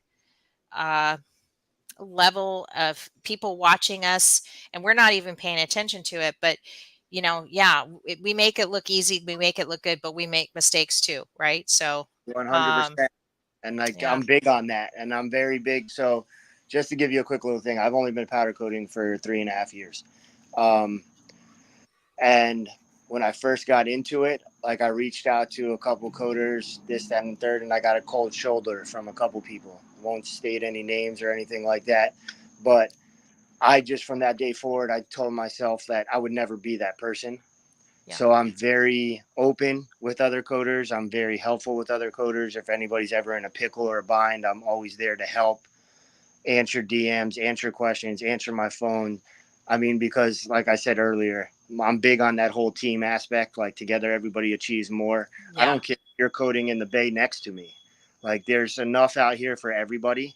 Mhm. And if everybody is willing to work together, it's just going to make the community stronger and grow. Like you get more. My mom always told me you get more bees with honey than you do with shit. Excuse my Yeah. language. No, So true. I'm big on that. So I like, why would I ever want to, if someone's getting into it new into coding or whatnot, or if someone asks me, hey, what, it's frowned upon, I guess. What color is that? Like, I'll share it. Like that, what's going to change if I give you what color I used or how I made this custom color or what I used to make this process happen. And like, I just feel like you get so much more feedback being good hearted and actually helping than you do if you were just to be salty to somebody. Right. So like one of those situations to where like when you get those new coders that ask those questions, I was that new coder at one point. So it's like I don't want to defer them from their goal because you don't know like that person has the full potential to be one of the best to ever do it. And like just by you being salty from them in the beginning, they might get deferred away from doing it. So it's like one of those situations to where I always push everybody. And if you notice like my posts and stuff, like I always show other people's work. I always tag people. I always try to uplift everybody because I know we go through it and I know everybody has their good days. Everybody has their bad days, but it's never the end of the day. And there's a new day tomorrow always. So it's Yeah. like one of those situations to where I feel like the community as a whole right now is growing as one, which is great. And I love to see it. And I love to see the creativity from all the coders. And I love to see everybody pushing the bar and trying things that we never thought were possible with powder coat. And I still think that what we're capable of doing with it is endless. Like it's just taking that one person with that fire to try something. And once they do it, it's like, oh man, I could do that. Let me try that with this twist, or let me try that with this, doing it this way or whatever. And it's just, to me, that's the cool aspect of powder coating is like the family you build along the way of doing it. That's true. And 209 was saying, I like it. Maybe make a page of just our flaws. That would be kind of interesting. An I'd fill it up. Instagram with just flaws. Oh, let's do it. I think that's a great one. Powder coating bloopers. It'd be a fun one right there. What would we call it? the real side of powder coating. Right? Yeah, exactly. Actually, it's all in the groups too, right? So like I don't have a lot Facebook, of the groups. so I miss out on a lot of the groups and stuff like that. Like I'm not. Yeah. Just keeping up with Instagram is enough for me. Like I know it can be. it's just enough. Like, and it's just jumping around Facebook, Twitter, Instagram. Yeah, that's a lot. Business and personals. Yeah, that's a lot. Yeah, it is. Let's see. What's the next comment? Is there's a lot. You guys are. Oh, yeah, hi, Instagram's blowing up. Armored. Yeah, Armored joined us too. Let's see. Yes, you as the owner, they're overlooking the shop doing what you love. At Maui Powder Works, this is Highland Powder. How bad is shipping cost on powder, stripper, hooks? Oh God, don't ask about hooks. Alaska is such a pain in the rear. Yes. Yes, hooks are expensive. The heavy ones, we try to just constantly clean them. But we've got quite a bit of them now because we keep ordering, and then they're like, never going to order them again. So it's usually like, I want to say it's about 400 to 600 for 200 of those big, heavy, thick hooks, the 200-pound hooks. That's with shipping and the cost of the hooks themselves. They're not cheap either. But I can tell you, I don't know if I should tell you, but like Tiger, for instance, we get charged a premium per pound for shipping, and that's $2 a pound. What to come to get shipped to you guys? Mm-hmm. Wow. So any price you pay, because when you're in North America, you don't get charged shipping.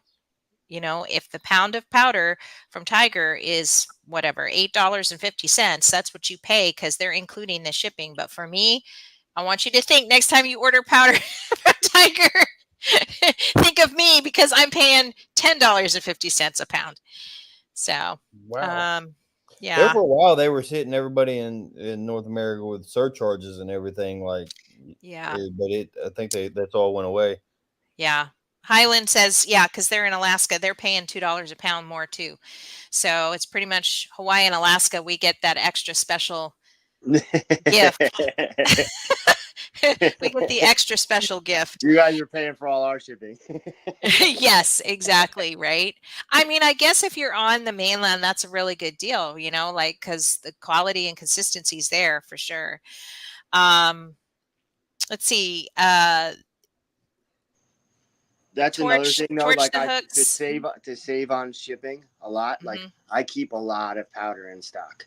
Yeah. Like a But you lot. do bulk order. Yeah. I do like a lot. If I had to guess right now, I probably have, as far as for like a custom shop, for a smaller custom shop, I probably have 12 to 1,500 pounds of powder in stock. Yeah. Wow. That's a lot. In That's a a lot. whole range. How do you maintain that inventory? That's my next question. So I'll show you one day. I have it pretty much all stays like I have a 600 square foot office, and Okay. I have color bins all labeled. And then as like we use them, we write on the label on the outside like what we have left, and then once it gets down to like 2 pounds of that, I'll just reorder it if it's a Reorder it. Yeah. if it's a popular color that we use. But for the most part, that seals me a lot of jobs, and I'm not gonna even sugarcoat that part. If someone calls me like, "Oh, I'm looking to do, let's say, for instance, a lift kit in Cadillac gray," I have it in stock. It's automatically pretty much sold right then and there because they know that it's coming here, that I can start it from the time we schedule it. I don't have to wait on ordering powder. Not that Right. it normally does get lost or whatever. Something could happen during shipping or whatever, and it just adds time to the whole Right. situation. Mhm. Are So you to marking me, up your powder? am I marking it up? Mhm. I don't know if I'm marking it up. I just charge per job depending on the color. Okay. So I mean, I Does pretty much anybody else? We mark up our powder. Well, yeah, you're paying $2 more for shipping. Well, yes, I know that, but even if I wasn't, if I was where you were at, I'd be marking up the powder. You should because you're a manufacturer. Mm-hmm. yeah, which I completely understand, but I'm also very like how I do it. Like I'm so I can get 4 of the same lift kits and do them 4 separate colors, and all 4 of them might be different prices. Just because of, so technically, I guess I am marking up the powder because depending on what it's costing me for the actual raw material is what is going to affect your end price. You mean the pound of like, yeah, Yeah, because of the size of the job. yeah. Yeah, you don't know. Like rims typically are 3 pounds for a set of rims. You And know, I'm going to give like, you another thing. Like a lot of people skip primer. mhm. Like a lot of people don't primer steel, don't primer aluminum. I primer Yeah, we can't do that. We have like to. I primer everything. So like a Yeah. lot of people are like, oh well, this shop told me this. Okay, well that's because they're $150 less on material because I can guarantee you they're not doing this. Yeah. So Yeah. that's where the price difference is between us and them. And like I explain it to people, and like I'm very big on showing everything getting primed just because that's the pride that I take in doing this. And like I Mhm. do a lot of car frames, for instance, like a Mhm. lot of car frames. And Oh, no, go ahead. Go ahead. You got it. and that's like my thing is like, of course there's going to be someone that is going to do it for you cheaper, but is the quality and pride going to be behind it? And that's where people see the difference and see, okay, well, like I'm, for instance, like I do a lot of the older Chevys, 70s style Chevys. None of the frames are smooth. So like to me, that primer coat is Yeah, kind of helps. giving me that smooth out layer Mhm. to where I can actually see what the imperfections are going to be in the powder, and then I can go back and adjust it based on that. So Yeah. like it depends, like some, and it gives me the gives me that leeway to, like, if I do have to sand some areas or whatever, like I do that also, to where I can scuff down some areas, try to smooth it out a little bit more. And it just gives me like that first blank canvas look to where I can kind of see what the final product's going to look like before the color. Right. Yeah. So So my 209. thing on primer, Oh, go ahead. so yeah, like if you're doing a car frame or something, yeah, definitely primer. Different applications though require it, because like down here with side by sides are real big, like side by sides, four wheelers, all that kind of stuff. And two of the biggest parks in the United States are within 50 miles of here. So Yeah, you're big on that stuff. they're big down here on that, and so we do a lot of it. I'm not wasting my time or their money to primer that. They're going to bury it in sand and mud and hit trees, and they're going to be back in 3 months to change. I see. So Yeah. it's going to get. It doesn't matter if I primer it or not. It's going to get beat to shit. Yeah. Wasting my time. It's going to waste their money, and then they're going to come back in 3 months and say, "Hey, I'm green. I want to go highlighter yellow. Yep. Or I want to go purple." Makes sense. Yeah. And then that's more time on me. So I don't primer that stuff. Now, car frames, every time a car frame comes in, obviously that's getting primered. Handrails, fencing, different things, but I pick and choose what I'm going to primer. What about like lift kits and stuff like that? Lift kits, they're getting primered. Yeah. Because I mean, yeah, some people take their trucks out there and beat the shit out of them, but I don't know that. Yeah. And I'm up front with all the side by side people. Like I tell them, like, hey, we could put a primer on it. It's gonna be a waste of my time. It's gonna be a waste of your money. You tell me what you want to do. Yeah, but see, like you're at least giving that option. You get what I'm saying? So like you're making it known from the get go, to where I'm dealing with people down here that are like, oh well, let's say for instance I charge $1,800 to do a car frame, right? Oh well, this person told me $1,300. Well, I'm not doing it for $1,300, so it's not going to happen. So you can go there. Not an issue, no harm, no foul. You stand firm on your pricing. Yeah. I had a guy just today call. I didn't speak to him. My wife did. She handles all the phones, and called about a bumper, a ranch hand bumper. And those big bastards are a pain in the ass to do. Mm-hmm. And we charge a premium for them. But that's for the whole process: blast, prime, prep, and coat and top coat. That's the whole thing. Yeah. And he said, well, I'm going to already blast it and I'm going to already prep it. All you got to do is hang it, spray it. Well, no, if you're coming to my shop and you're getting my work, my quality, my name on it, this is how it's going to go. And he wanted to forgo primer as well. He's just looking for a deal. So you just stand by your pricing and for that stuff. Yeah. Stand by whatever your word is. Yeah. That was one of our first lessons was to not let somebody else do the blasting, because you have no control over that at all. No. And so I outsource 90% of my blasting. All of our large scale stuff we outsource, but it's a good friend of mine. Me and him went and we had a long talk before we ever started using him. He uses the same exact media that I use in my shop. I can blast large stuff in my shop, but it's not as efficient because we don't have access with a forklift to that area. Yeah. So it's got to be hand carried.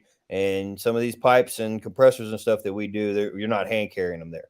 Yeah. So guys right down the road, we use the same exact product. It's all inspected. That's one thing that you work that deal out and you have that going on. But if you're just using some random person bringing I blasted it. Right. You don't. Or a customer doing their own blasting. I do the same thing. Like, so where I'm at, I can't, like, I wanted to put one of those blast containers outside to do like the frame and stuff. They wouldn't allow me. I had my buddy come blast the frame for me in the parking lot one day. They didn't like that one bit at all. So I outsource all my frames and like bigger stuff. Like you said, obviously, like to me, I don't have the room to do them. And same situation, like we use the same media, we use the same everything just so we get the same results. But it also boils down to like people saying, well, I'll get it blasted and then I'll bring it to you. If I can't touch it from the day you bring it to me, this is South Florida. If I can't touch it that day and then it says it has to sit 2 or 3 days, it's going to develop surface rust. There's nothing I can do. Like we were talking about a while ago, the humidity. Just 6 hours sitting out in any of our humidities, it's got surface rust on it. So that's my thing with him is like I'll give him 3-4 frames at a time. We'll put them in order. I know he's bringing this one back on Tuesday. Cool. Tuesday, I have the racks empty. The minute he brings it back, I blow it off, clean it off, put it straight in the Algas, put primer on it right away. Yep. So it kind of, we have a schedule that we work on, and it kind of one hand washes the other type situation, and everybody gets to make their part of the pie. Yeah, let me add in 209. He doesn't mark up. We're going to get back to powder here for just a second. Then I have Yeah. a comment. He doesn't mark it up. I quote the job and send them the screenshot of my cart with the tax and shipping so they know exactly what I paid. My two comments on that is if the person had to paint those rims themselves. I mean, like, I know that's not a reasonable thing, but like, if you can imagine that somebody would go to the paint store, not buy a shoo can or anything like that, but like go and buy paint, automotive paint for crying out loud. It's PPG. super expensive. PPG, Sherwin-Williams, DuPont, Bear, any of that stuff. I mean, a gallon of that is $60, $70, $80, especially Mhm. oil base is even more. So I look at it because we were painters before, and we used to paint furniture and that kind of stuff. And so knowing the price of powder, we used to work with oil-based paints. I know the price of a gallon of paint. So like for me to charge, a premium to mark it up is reasonable and sensible to me, right? I don't want to be short or out on powder. Now, we carry certain colors in stock like you guys do, very limited, but it's black, the different kinds of blacks, and we don't really charge for that. We don't charge for the powder because it's part of our estimating and premium. When we do a 2-coat system, we include that. But other than that, especially on any special order powder, a lot of these guys like Tiger and some of the larger brands, Polychem or IFS or any of them. What's the other one I like? I like that TCI. They're on the East Coast. I mean, they're charging a lot for shipping, and it's a 5-pound minimum, right? So you're not buying powder by the pound, and maybe that's a little, I know because you probably use a lot of prismatic, don't you, Chris? Yeah, I use a lot yeah. of prismatic. So you can buy powder by the pound, but like some of the others, it's like, look, it's a 5-pound minimum. I'm kind of stuck with the powder after, And with Tiger, it just makes sense to buy the 44-pound box because the 5-pound box is the same as the 44-pound box, same price. It pretty much ends up being the same. Yeah. So that's my reasoning for marking up. It's a way for us to make some, add some profitability to that bottom line. It just works for us.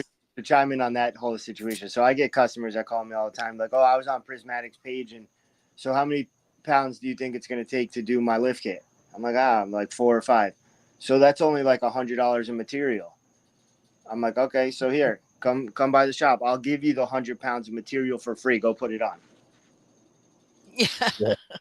Yeah. And then I'll rent, and then you're going to pay the bill for renting my electricity. There's your answer. There you go. Here's 5 pounds of the powder you want. Just put it on. Go ahead, figure it out. Like that's definitely. That's to me. It's like it's never like so. Like I said, I do a lot of frames and lift kits and stuff like that, so I kind of know how much I'm going to have into each one. But then I also tell them, okay, so if they want, say for instance, like an illusion color, so we're saying $22 a pound. We're using 5 pounds. Then now include the 5 pounds of primer and the 5 pounds of clear. Mm-hmm. Now run that bill together. Now you see why you're at $350 in material all of a sudden instead of looking at, oh, it was just $100 online, because you forget the other parts of the process. So it's kind of like, I don't really hide things from clients because it's not, to me, I'm very upfront and open. So I'll like pretty much tell them and explain them, like, listen, I have it here. It's sitting on my shelf. I'll be more than glad to put it on your parts, but this is what I'm going to charge you to put it on your parts. I don't care what it says it sells by the pound or what it is on this website or whatever. I don't care. That's the easy part, is picking the color. Getting the color on the parts is the hardest part. And making it look good on top of that is even harder. Without mistakes, right? Yeah, Exactly. Yeah. Oh, we just had a few more people join us, and thanks for joining us tonight. We're powder coaters, and we're talking about powder coating, and it's Friday night. So I heard I had a friend of mine post this. He owns a lift shop down the road, and we used to work with a bunch of lift shops, and now that we went pretty much all industrial, he's the only one I work with anymore. We've kind of kicked everybody else to the curb or referred them out to either Scott Coates or Zane. We send them that way just because we just don't do that type of work anymore. But I do still work with the one, and him and his wife run their business together too. And his wife made a sign and hung it in their office and says, "You don't take your own steak to the steakhouse, so don't bring us your own parts for us to install. You know, you come here for the total meal." Yep. Right. So, and I've been using that a lot lately when I'm talking to people. I'm going to have my wife make a big sign like that, and we're going to hang it up in the shop. Yeah.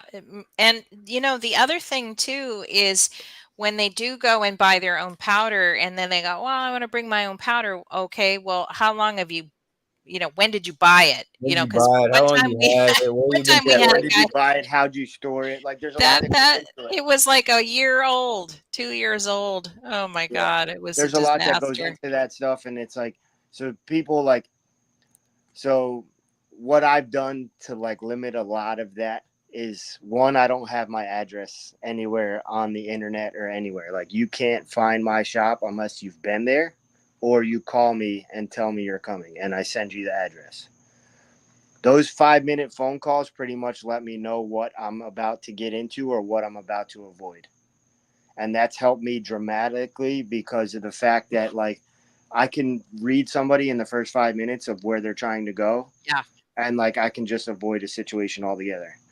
And it just kind of helped me with random people just showing up with parts in their hand. Like, hey, when can you do this? Meanwhile, I just made a post that says I'm 6 weeks out. Like, just because you brought it to me doesn't mean that you're going to get it done. Because if you look, I got 24 pallets full of jobs out here, and you're just going to go on another pallet behind that at number 25. And we'll see you in 6 to 8 weeks. Yeah. Do you want me to hold these for that long, or do you want to schedule an appointment and then we'll get it in? That way I can get it done. And That's the same thing. That's funny. I was griping at my wife about that yesterday because I cannot stand walk-ins. Like, if I'm in the booth doing something or I'm prepping parts and somebody walks in and I got to stop whatever I'm doing, if they make it past anybody else and get to me, I got to stop what I'm doing. And I always have my headphones in. And I'm deaf. So I got to take my headphones out, turn everything off, make sure they're standing by my good ear so I can hear them. And then most time, like yesterday, it was 2 little bicycle hubs. They were about this big. And literally, the guy had to walk around a mountain of steel. I mean, we have so much stuff there out in the parking lot right now. It's unreal. And hey, man, I need you to do these. And I was right after he left, told, no, sorry, can't help you there. Right after he left, I just started bitching to my wife about it. Like, I cannot stand that, like, them stupid walk-ins. That reminds me. How many people do you have working with you?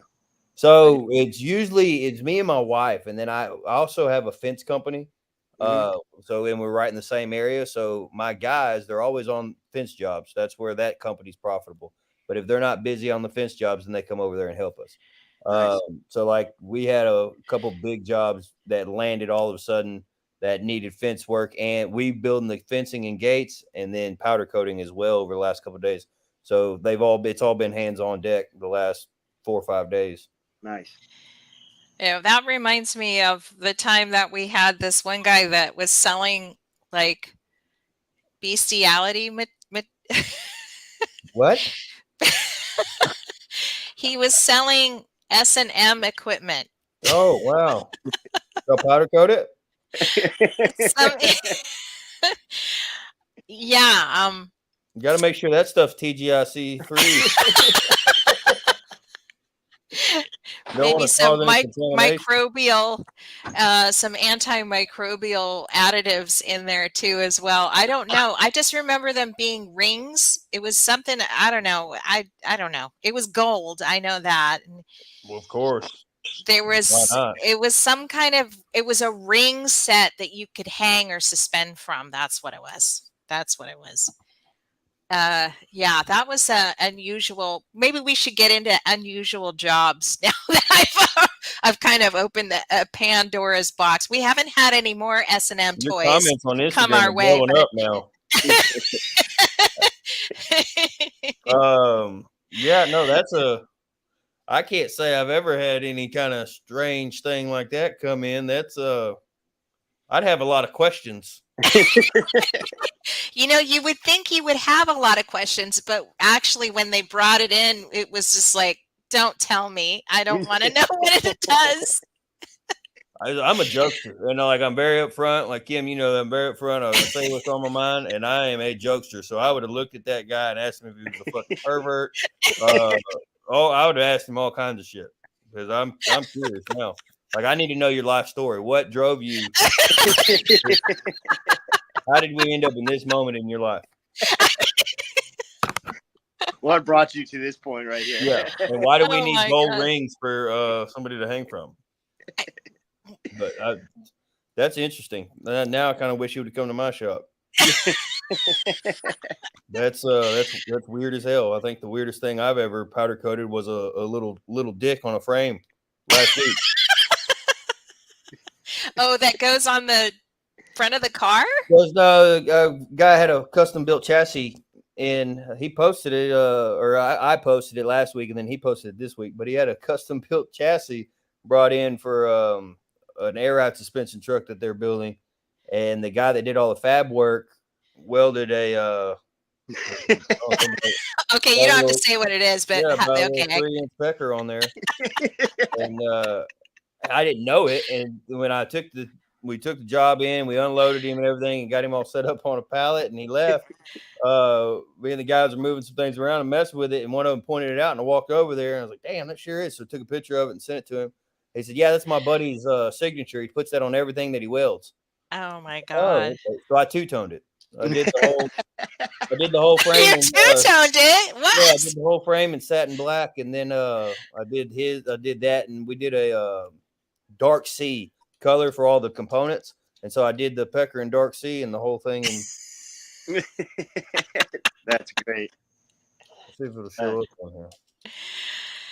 Oh yeah. Okay. Here. There. I'm So that'd gonna. be the weirdest thing for me. That's Anybody else got anything? What's your choice of drugs? Yeah, right. Michelob Good liquor. times. Yeah, I'd Yo, like to say. Michelob's make great sample bottles. Oh, do they? Yes, they do. If you ever need sample bottles, I don't drink, but I have a drinking team just for sample bottles, and they make great sample bottles. And it's not hard to tell your customer, hey, when you do me a favor, if you do drink, go grab a 12-pack of Michelob. Bring me the aluminum bottles when you're done with them. I'll give you a discount on your product. Hey, there you go. That's smart. Yeah, it is. Yeah, so hence you come into the showroom and there's a pile of empty Michelob boxes in the corner. But I got to tell people, listen, we're not drinking on the job. That's just for these sample bottles. Yeah, I think the only time Ross drinks on the job is pretty much like at a point right now where he's just had it and he's just like, okay, I've had enough.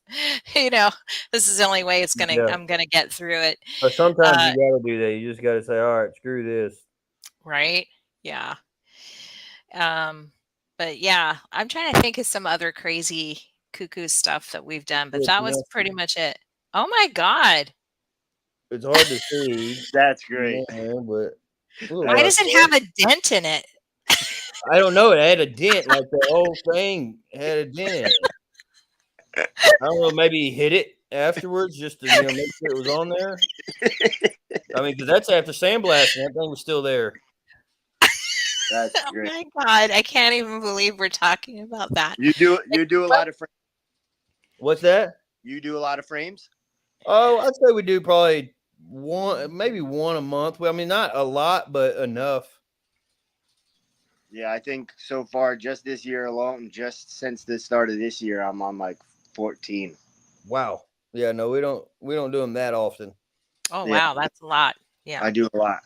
I do a But lot the of. car culture down there is just insane. Yeah, it's different. Yeah.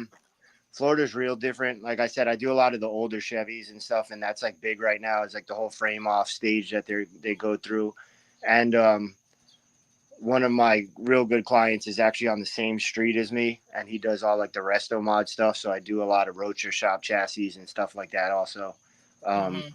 actually have a real cool one that I have coming up for his SEMA build this year. That we're doing in like triple bronze with the Casper Clear, which I'm excited for. Mhm. I got a picture that my wheels are done on my truck are done in triple bronze and Casper Clear. Yeah, I like it. Yeah, it's Yeah. nice. That triple bronze is nice. We don't do a lot of. I mean, we do. Like I said, we do a fair amount, but not nothing like that. But there's also a coder in Houston that they share a shop space with one of the biggest custom chassis builders around here, and so they pretty much do all their work. I mean, it's all in house. So we get like the one offs to every now and then type thing. Yeah. They pretty much got the chassis market cornered, and they're set up to do it. So hey, by all means, y'all, they got them nice couple rotisseries that they put them on and do all their thing. That's a good question for you. Do you have like just a big rack you put them on, or you make No, so actually, there's this company. So I get a lot of questions people ask about them because if you look at any of the pictures of the frames, it kind of looks like the frame's floating. Yeah. Because I don't hang them. I do hang them, but like I took an auto body rack that kind of bolts to like the body mount type things. Mhm. I put high temp wheels on them and had hooks made to where I can just hang them from the body mounts and kind of like float them. One, because they come apart. So when I'm not using them, I can take them apart and put them in the corner. And two, and if you notice like my wheel rack and everything, I hate hanging parts from racks, like especially bigger jobs like that, to where you run the risk of things falling into them and stuff like that. And like, so I'm big on trying to keep things from hanging over like the bigger jobs. So like even like my wheel racks and stuff, I designed so the wheel sits on the pad, and that way there's no hook swinging and there's no anything like that. And it also gives me a lot more control when you're two-toning the wheels and you're wiping them. You're kind of pushing at a solid surface instead of trying to hold the wheel from pushing away from you and whatnot. So it's just like tricks of that I've like from learning from experience and stuff like that. And just freeing up rack space. So that was like the main reason why I got it. I designed the other racks was to free up rack space for other things, because my theory is the more you bake, the more you make. So if I have multiple racks in rotation, that I can get a lot more done throughout the day. That's right. How big is your shop, Chris? Altogether, it's like 3,800 square feet. Okay, so you're big enough where you can move stuff around and Oh yeah, and stuff. Well, we've got Paul joined us on Instagram, AVP. Hi, Paul. And Black Warrior Protective Coatings. Thanks for joining us. If you guys want to join us on the show, just let me know and I'll text you or message you the link to join, because I think Paul, you owe me. You owe me, Paul. I'm actually looking for a bigger shop right now as we speak. Are you? Kind of need bigger. I feel like you can never have enough room, especially with doing frames and stuff like that and all that. It feels up quick when you're doing big jobs. Yeah, real quick. And like people don't understand that. And even like with done parts, like I just like you hang them and they're sitting there, and it's like I have the office and showroom full of parts already done, and then I got parts hanging out here, and it just gets overwhelming at sometimes. Like you look at it and it's like, man, this job's about to be done and I really have no place to put it. And then you're like, and then I'm get on the phone. I'm like, yo, come get your stuff. Come get your stuff. Come get your stuff. And it kind of just, to me, like I'm very like I guess a clean freak. So I'm like, I'm very cluttered. Well, I hate when things get cluttered. Like I'm like, I hate it. Like it's my biggest pet peeve is like coming into the shop and it's dirty. I know we powder coat and we make a mess, but like if I come in and it's dirty, like every morning I come in, I take all the racks out of the shop, I sweep the shop out, I blow the shop out. It's just me, like, that's like my daily routine. I come in, take all the pallets of work outside, put the pallets in order on which way that they're going, and then clean the shop out and get the day going. You sound like Yeah. you're a powder coater because it sounds we all kind of do something like that. For everybody I talk to, it's kind of got the same mentality. So I cannot stand when completed jobs sit at my shop for a long time. Right, same reason. One, it runs the risk of me screwing it up because I'm constantly having to move it or there's stuff going around it or whatever. My shop's small, by the way, Chris. Me and Kim's talked about it, but my shop's 1,250 square feet. And I have a 20-foot oven and a 20-foot booth inside of there. So, well, you're touching elbows there. Yeah. So I have just enough space, just the same amount of space that my oven and booth take up. I have the same amount of space to work in, which has a toolbox, workbench, and blast cabinet, and all that in there too. So it's kind of small. So I have to play Tetris every night when we're putting stuff up. So early on, people were waiting and not coming to get their stuff on time. And I put in my service contracts. When I finally made service contracts, I started getting traction and getting more jobs and everything like that. And I made service contracts. I don't know, it was 5 or 6 years ago. We put in there that items must be picked up within 5 days. After 5 days, 2% per day of total job costs will be charged for storage fee. And after 30 days, it becomes my property. And they sign off that before they drop the job. Good. And and I had a lawyer look over it and draw it up with us. Take that from you. Sure we were good. And now that solved everything. Everything is always picked up within 5 days. Yeah. A lot of people are good with it, but then you have, and it's crazy as it sounds, it's always the person that's in a rush for you to do the job. Yeah. Is the one that's the longest to come pick the job up. Yep. It's I the know. person that just drops itself off. Oh, just call me when it's done. You call them when it's done, and here they come. It's hurry up and wait. Yep, exactly. And I say it all the time, and I tell people, I'm like, when they drop parts off, are you in a rush? No. Okay. Will you pick the parts up in a rush? Well, my schedule. Okay, so this is gonna go over here for a little bit, and I'm gonna call you. I'll call you when I'm gonna start it. All right, that's how that's gonna work. Everybody says they're not in a rush is in a rush. Yep. Every single one of them. That's like the guys big will call giveaway. you the next day. Hey, how's my parts looking? But hey, I got to jump off here, guys. It's 10 o'clock over here, and Is it? Oh my stuff early goodness. in the morning. Okay. Yeah. We've been on for quite a while, since 3 o'clock. So. I'll see y'all later. I'm jumping off. Y'all have a good All time. right. Good Have a night. good weekend, dude. Well, this has been a really good show. How are Yes, you? It's even later where you're at, huh? About to be 11. Oh my. I think we've done a good job, and I'm so happy you came on the show tonight. Because we've been kind of rattling about it and stuff. Definitely. So it would be great to have you on, maybe as a regular as the years progress, right? With these Definitely. powder coating live shows. I'm always here. I think it's fun. I think it's cool associating with all the other coders, everybody getting to share their knowledge, share their horror stories. All of it is fun to me. It's just it's what keeps it going. It's what keeps everything exciting to me. I tell people if everything goes perfect every day, I don't think this would be fun. I said, I think sometimes the bad days are what make the great days even better. So it's like, you got to take the good with the bad and just run with it. We know what we signed up for, and it's like, it's part of the job. So yeah. Well, 209 says the king. And Highland says, thanks for putting this together. You're welcome, guys. Always. And it's just about making friends, right? We're just sharing what we know. We're all here for the same love of powder. We're all in the same mud pit. Yeah. And stuff. So I'm quite pleased, because I was thinking, should I even be, everybody's been so busy all week, and I'm like, should I even be doing this? Is anybody going to show up? And sure enough, everybody did. So thanks so much for coming on the show and enjoying us. And we actually got to talk to a guy who's just dabbling around. Mike, he was on earlier, and he's just Everybody dabbling. starts like that though. And like I'm very big on, I tell people all the time, like I get a lot of DMs from people who are like, hey, well, I'm trying to get into powder coating and like, where do I start and how do I go about it? And I'm like, listen, it's going to drive you up the walls. It's going to have those days to where you're going to question yourself why you even got into this. But Right. if you get through that, then you'll understand the whole process. And once you understand the whole process, you know there's going to be, like I said, you know there's going to be bad days. You know every job's Yeah. not going to be perfect, but those are the days that make the good days 100% better. Oh my So gosh, it's yeah.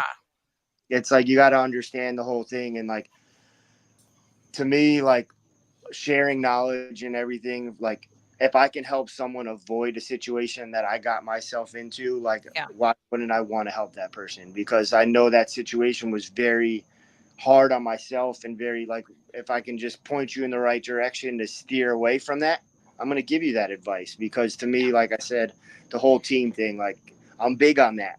Like I'm Yeah. very, very big on everybody Well, working you know, together. come Like, join us Saturday if you're not busy. Because we're just gonna be out there talking and rapping and stuff. And you know, it's just me. I'm providing the platform, right? You know, and I that's think what it's this the coolest is. thing ever. And it's for you guys to talk about it because you guys are the powder coaters. So I highly encourage you. I'll send you the link, and I'll For next Saturday. yeah, Saturday the 27th. Yeah, I Good already thing that signed we're up. talking about it. Saturday the 27th because it's the end of the show. I'll put the link in the description. But if you go to rosscoat.com, which is it's our podcast website, you go to click links in the main menu. You can sign up from there. It's free, but for you, I'll send you the join. You know, coder the guest Send it. link. Yeah, send Right it. there's a Send it. guest link. Yeah, because I already signed up for it, but I'll be there. Yeah, sounds good. All right. Well, everybody, thanks for joining us. Have a great night and happy powder coating days ahead. Always. It was nice talking to you. Yeah, you too. Aloha.